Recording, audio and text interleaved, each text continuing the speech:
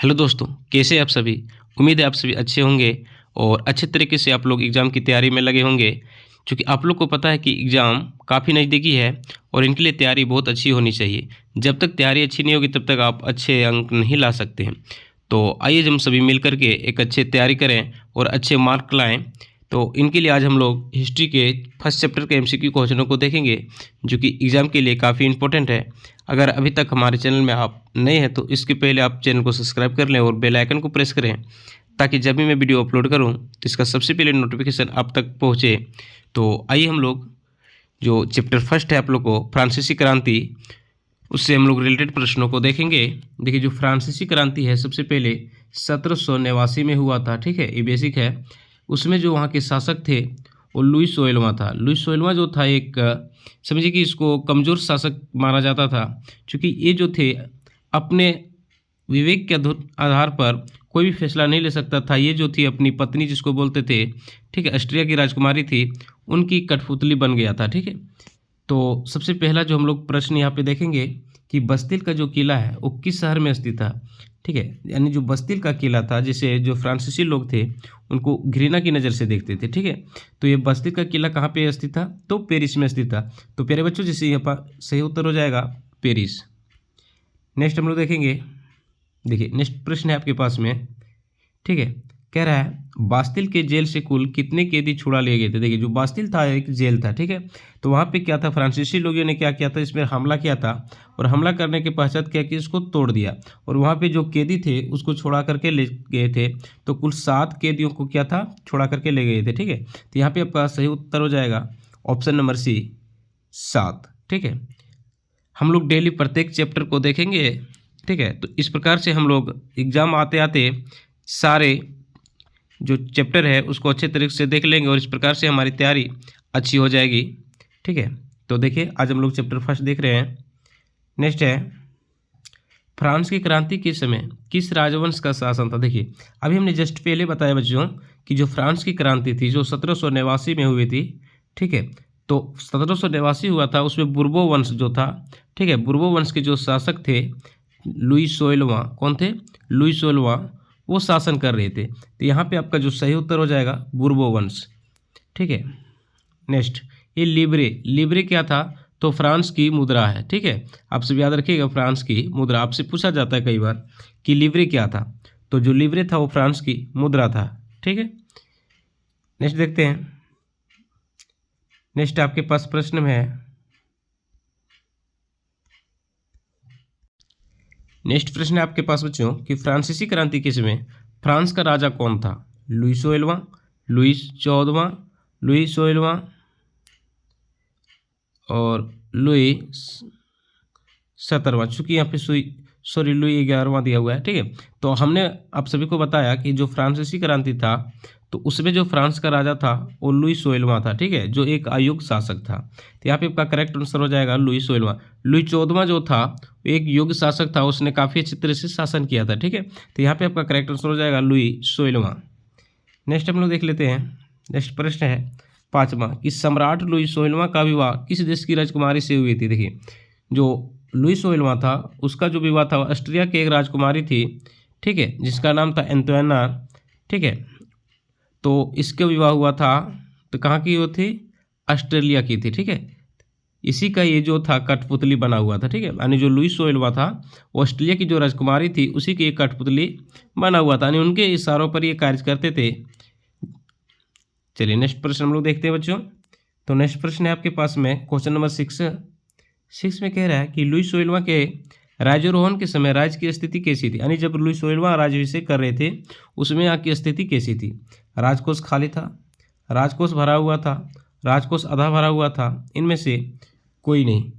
तो बच्चों, जब लुई 16वां राज्यारोहण के समय राज्य की स्थिति कैसी थी, तो राजकोष खाली था। यानी उसके समय में जो था वो राजकोष खाली था। यानी जो लुई 16वां था ना वो काफ़ी खर्च करता था, यानी ये काफ़ी धन जो था फालतू में खर्च करते थे, जो कि क्या बोलते हैं इसको, अपनी इच्छा पूरी करने के लिए। ठीक है, तो यहाँ पे आपका सही उत्तर हो जाएगा ऑप्शन नंबर ए, राजकोष खाली था।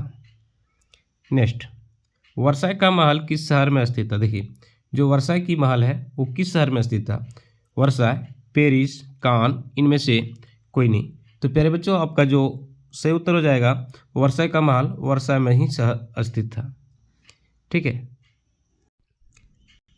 नेक्स्ट है बच्चों कि अमेरिका किस देश का उपनिवेश था, यानी जो अमेरिका था वो किस देश का उपनिवेश था? फ्रांस, जर्मनी, इटली और इंग्लैंड।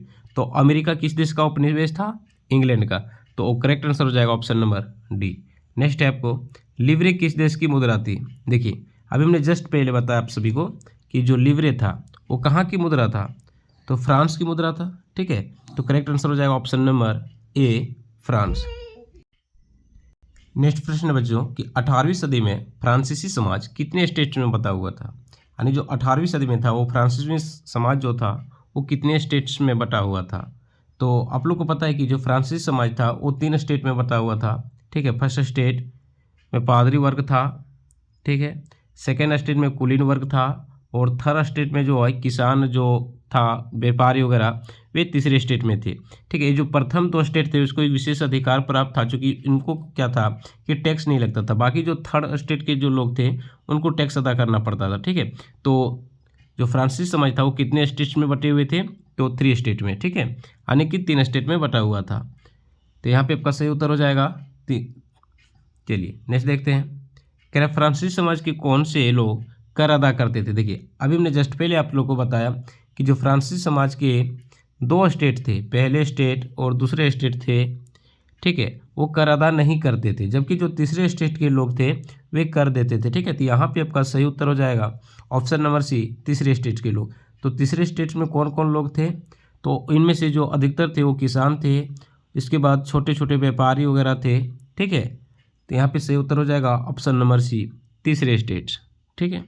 नेक्स्ट है बच्चों कि 18वीं सदी में फ्रांस कितने प्रतिशत लोग किसान थे? यानी जो 18वीं सदी था उसमें कितने प्रतिशत लोग ऐसे थे जो किसान थे?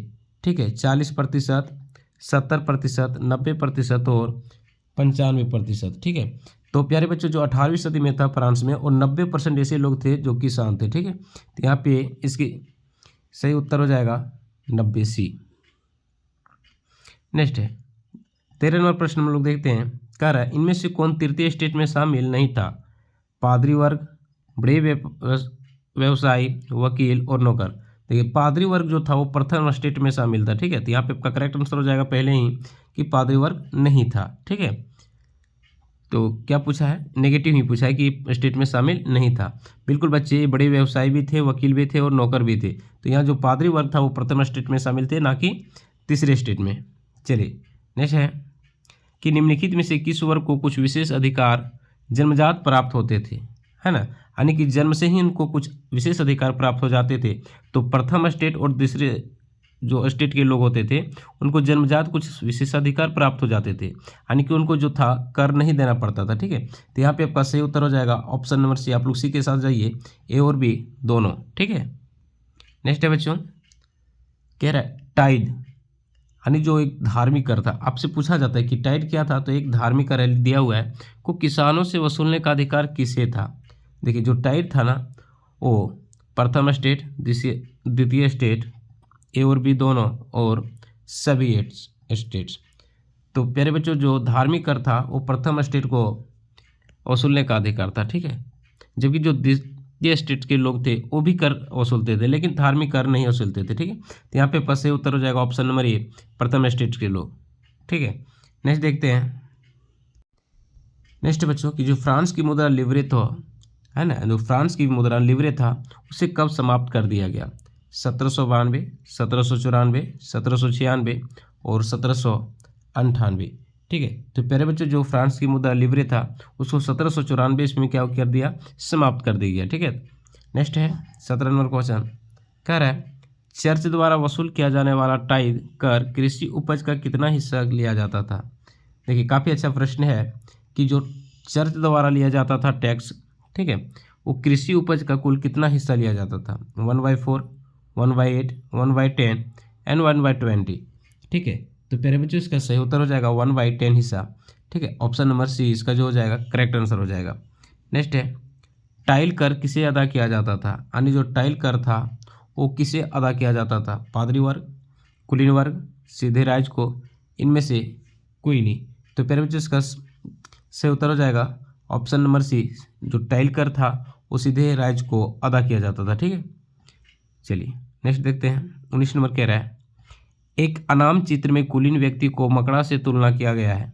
एक अनाम चित्र जो था उनमें कुलीन जो वर्ग है उनको मकड़ा से तुलना किया गया। ठीक है, जबकि किसान की तुलना किससे किया गया? मच्छर से, मक्खी से, मधुमक्खी से, इनमें से कोई नहीं। ठीक है, तो जो किसान था उसकी तुलना किससे किया गया था? मक्खी से।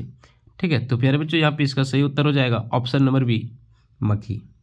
नेक्स्ट है बच्चों क्वेश्चन नंबर 20, कह रहे हैं फ्रांस की जनसंख्या 1715 में कितनी थी? देखिए, जो फ्रांस की जनसंख्या थी वो 1715 में कितना थी? तो 2.3 करोड़ था। यह बढ़ करके कितना हो गया था? 2.8 करोड़। ठीक है, तो यहाँ पे आपका सही उत्तर हो जाएगा 2.3 करोड़। ठीक है, यानी कि जो फ्रांस की जनसंख्या थी वो निरंतर बढ़ती रही थी, बढ़ ही रही थी। ठीक है, और फ्रांस के जो राजा था वो अपने क्या भोग विलास में जो था काफ़ी अब पैसे की खर्च कर चुका था, जिस कारण से उनके पास काफ़ी जो वित्तीय संकट थी वो आ पड़ी थी, जिन कारण से क्या हुआ था कि ये काफ़ी कर्ज में डूब गए थे। ठीक है, तो यहाँ पे आपका सही उत्तर हो जाएगा ऑप्शन नंबर ए। नेक्स्ट है बच्चों क्वेश्चन नंबर 21, कह रहे 18वीं सदी में एक नए सामाजिक समूह का उदय हुआ। बिल्कुल, जो 18वीं सदी था उसमें एक नए सामाजिक समूह का उदय हुआ था, जिसे किस नाम से जाना गया? कुलीन वर्ग, पादरी वर्ग, मध्य वर्ग, इनमें से कोई नहीं। तो देखिए 18वीं सदी में एक नए सामाजिक समूह का जो उदय हुआ उसे हम लोग मध्य वर्ग के नाम से जानते हैं। ठीक है, ऑप्शन नंबर सी इसका करेक्ट आंसर हो जाएगा। चलिए नेक्स्ट देखते हैं। कह रहा है राजा के देवी और निरंकुश अधिकार के सिद्धांत का खंडन किया था। राजा के देवी और निरंकुश अधिकारों के सिद्धांत का खंडन किया था, किसने किया था? ठीक है, जॉन लॉक, ज्या जॉक रूसो, मॉन्तेस्क्यू, इनमें से कोई नहीं। तो प्यारे बच्चों यहाँ पे आपका सही उत्तर हो जाएगा option number A, John Locke. ठीक है, नेक्स्ट है जनता और उसके प्रतिनिधियों के बीच एक सामाजिक अनुबंध पर आधारित सरकार का प्रस्ताव किसने रखा था? देखिए, जनता और उसके प्रतिनिधियों के बीच एक सामाजिक अनुबंध पर आधारित सरकार का प्रस्ताव किसने रखा था? जॉन लॉक, रूसो, मॉन्तेस्क्यू, इनमें से कोई नहीं। ठीक है, तो यहाँ पे आपका सही उत्तर हो जाएगा ऑप्शन नंबर बी, रूसो। प्यारे बच्चों, अगर आप लोग को लगता है कि इस प्रकार के और भी वीडियो हमें चाहिए और इस तरह से हम लोग तैयारी अच्छी तरह से कर लेंगे, तो इस वीडियो को अधिक से अधिक लोगों तक शेयर कीजिए और लाइक कीजिए। ठीक है, ताकि हम लोग को एक अलग उत्साह मिले और इस प्रकार के वीडियो आप लोगों के पास लेकर के आए। चलिए नेक्स्ट है कि spirit of the laws, spirit of the laws नामक रचना के रचनाकार कौन है? यानी जो स्पिरिट ऑफ द लॉज नामक रचना है उनके रचनाकार कौन है, यानी इसकी रचना किसने की है? जॉन लॉक, रूसो, मॉन्तेस्क्यू, इनमें से कोई नहीं। तो यहाँ पे प्यारे बच्चों इसका सही उत्तर हो जाएगा मॉन्तेस्क्यू। ठीक है, चलिए नेक्स्ट देखते हैं हम लोग।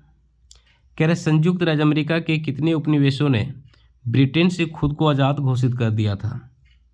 यानी संयुक्त राज्य अमेरिका के कितने से उपनिवेश थे जिनने ब्रिटेन से खुद को आज़ाद घोषित कर दिया था? 11, 12, 13 और 14।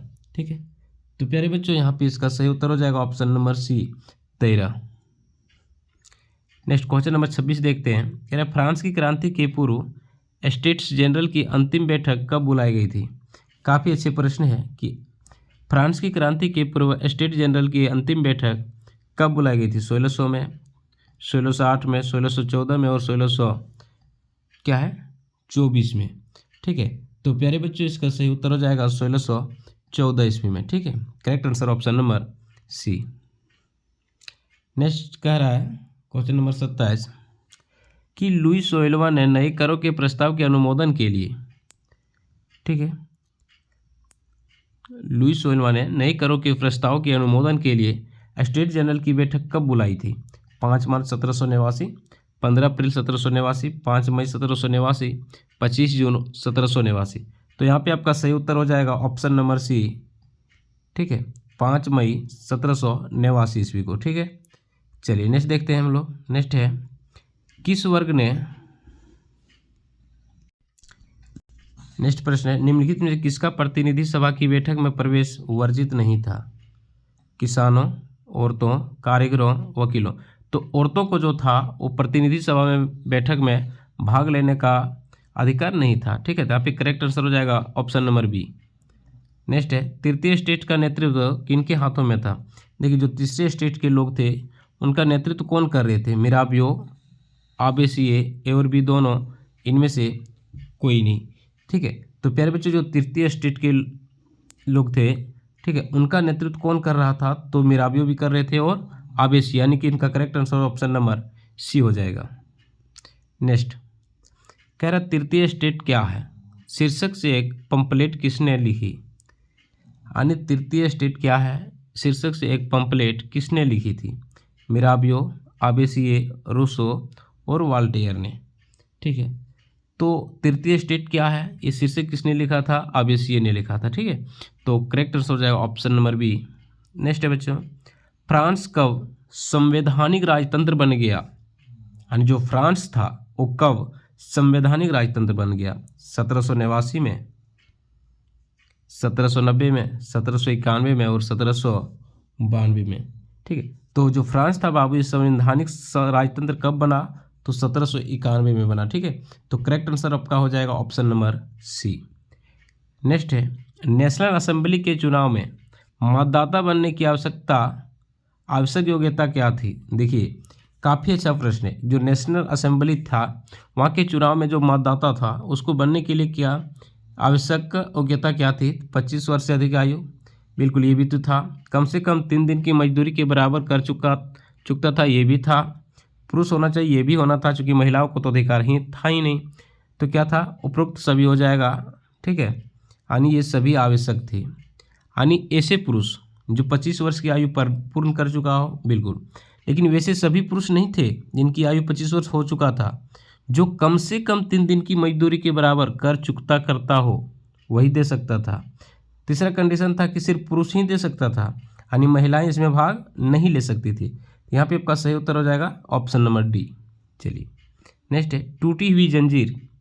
टूटी हुई जंजीर, देखिए जंजीर क्या करता है, हम लोग को जकड़ के रखता है। क्या करता है, जकड़ के रखता है, यानी कि बांध के रखता है। तो अगर टूटी हुई जंजीर है, मान के चलिए अगर जंजीर टूट गया है तो क्या कि हम लोग आज़ाद हो गए। तो ये किसका प्रतीक हो सकता है, आज़ादी का। ठीक है, तो बच्चों याद रखिएगा, जो टूटी हुई जंजीर था वो किसका प्रतीक था, आज़ादी का। नेक्स्ट, शाही सत्ता का प्रतीक क्या है, काफ़ी अच्छा प्रश्न है। शाही सत्ता का प्रतीक क्या है, अपनी पूछ मुँह में लिए साहब, त्रिभुज के अंदर रोशनी बिखेर दी आग, राजदंड। ठीक है, नेक्स्ट है, छड़ों के बर्छीदार गट्टर। छड़ों के बर्छीदार गट्टर। तो प्यारे बच्चों इसका सही उत्तर क्या होगा, राजदंड। ठीक है, नेक्स्ट कह रहा है कि फ्रांस का राष्ट्रीय रंग क्या था। देखिए, जो फ्रांस का राष्ट्रीय रंग था ना वो नीला, हरा और सफ़ेद था। ठीक है, तो नीला भी था, लाल भी था और सफ़ेद भी था। मतलब ऑप्शन नंबर डी करेक्ट हो जाएगा, सभी था। नेक्स्ट कह रहा है, नेशनल असेंबली ने प्रसा एवं ऑस्ट्रेलिया के विरुद्ध युद्ध की घोषणा कब कर दिया।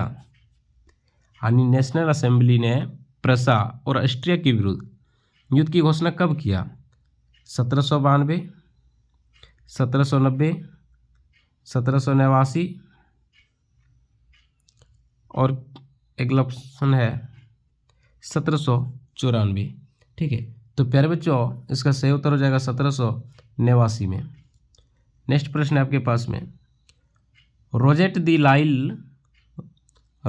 लाइल द्वारा रचित मार्सिले किस देश का राष्ट्रगान है। यानी जो मार्सिले है वो किस देश का राष्ट्रगान है, ऑस्ट्रेलिया, इंग्लैंड, जर्मनी, फ्रांस। तो यहाँ पे करेक्ट आंसर हो जाएगा option number D, France. Next है, जैकोबिन क्लब के सदस्य कौन थे। जैकोबिन क्लब के सदस्य कौन थे, छोटे दुकानदार, कारीगर, दिहाड़ी मजदूर और सभी। तो यहाँ पे करेक्ट आंसर हो जाएगा ऑप्शन नंबर डी, सभी।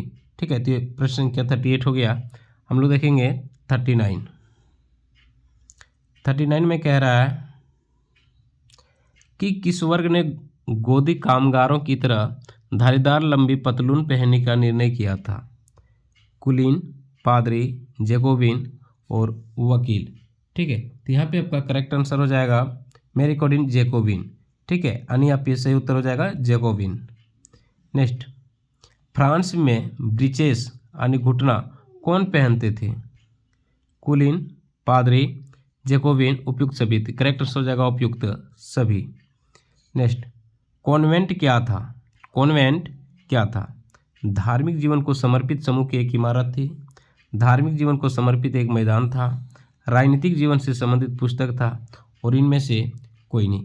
तो देखिए कॉन्वेंट जो था ना वो धार्मिक जीवन को समर्पित एक समूह की इमारत थी। नेक्स्ट प्रश्न है कि शौकुलात से आप क्या समझते हैं? यानी जो शौकुलात है ये क्या था? तो शौकुलात क्या था देखेंगे, जैकोबिनों के शौकुलात के नाम से जाना जाता था। बिल्कुल सही है, तो यहाँ पे ऑप्शन नंबर ये ही करेक्ट हो जाएगा। जैकोबिनो जो था उनको शौकुलात के नाम से जाना जाता था। ठीक है, चलिए नेक्स्ट कह रहा है कि लुई 16वां को किस आरोप में 21 जनवरी 1793 को फांसी दिया गया था? तो प्यारे बच्चों आप सभी को पता है कि जो लुई 16वां था उसको देशद्रोह के आरोप में क्या किया था? फांसी की सजा दिया गया था। ठीक है, तो यहाँ पे इसका सही उत्तर हो जाएगा ऑप्शन नंबर सी।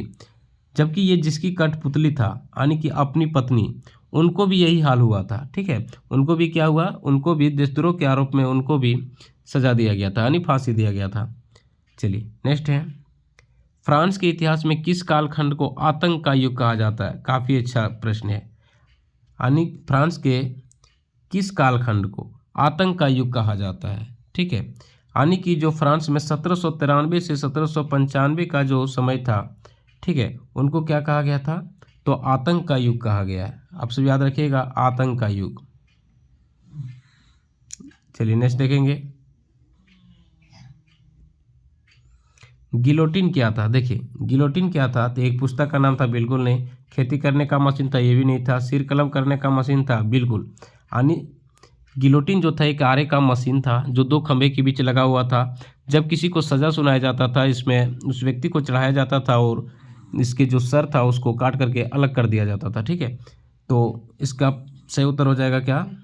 सिर कलम करने का मशीन, यानी सिर को अलग करने का मशीन था। ठीक है, इसके निर्माता कौन थे? तो गिलोटिन थे, डॉक्टर गिलोटिन, जिस कारण से मशीन का नाम क्या पड़ा? गिलोटिन। नेक्स्ट कह रहे जैकोबिन सरकार के पतन के बाद सत्ता किनके हाथों में आ गई थी? यानी जब जैकोबिन सरकार का पतन हो गया तो वहाँ क्या पता है सत्ता किनके हाथों में आ गया था? मध्य वर्ग के संपन्न तबके, मध्य वर्ग के कमजोर तबके, उच्च वर्ग और निम्न वर्ग। ठीक है, तो यहाँ पे आपका सही उत्तर हो जाएगा मध्य वर्ग के संपन्न तबके। नेक्स्ट है, कह रहा फ्रांस में महिलाओं को मताधिकार कब प्राप्त हुआ? तो नेक्स्ट प्रश्न है बच्चों कि फ्रांस में महिलाओं को मताधिकार कब प्राप्त हुआ? तो जो फ्रांस था वहाँ पे महिलाओं को मताधिकार प्राप्त कब हुए थे?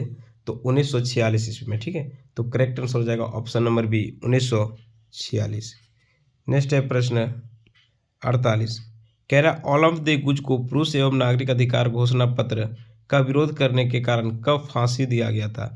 यानी ओलंप दे गुज था, ठीक है, को पुरुष एवं नागरिक अधिकार घोषणा पत्र इसने जारी किया था, उनके विरोध करने के कारण कब फांसी दी गई थी?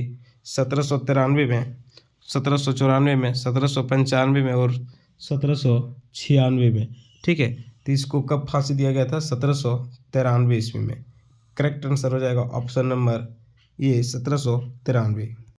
नेक्स्ट है बच्चों कि फ्रांस के बोर्दे और नान्ते बंदरगाह किस चीज़ की व्यापार के कारण समृद्ध बन गया था? मसाले के कारण, कपड़े के कारण, दासों के कारण और अनाज के कारण। ठीक है, तो यहाँ पे आपका सही उत्तर हो जाएगा ऑप्शन नंबर सी दासों के कारण। चलिए नेक्स्ट देखते हैं, दास व्यापार कब प्रारंभ हुआ? तो देखिए काफ़ी अच्छा प्रश्न है कि जो दास व्यापार था वो कब प्रारंभ हुआ था? 16वीं 17वीं शताब्दी में, 17वीं में, 18वीं में और 19वीं में। ठीक है, तो यहाँ पे आप लोग का सही उत्तर हो जाना चाहिए 16वीं में तो नहीं होगा, 17वीं में होना चाहिए। ठीक है, करेक्ट आंसर हो जाएगा ऑप्शन नंबर बी 17वीं शताब्दी में। नेक्स्ट है, फ्रांसीसी उपनिवेशों से अंतिम रूप से दास प्रथा का उन्मूलन कब किया गया था?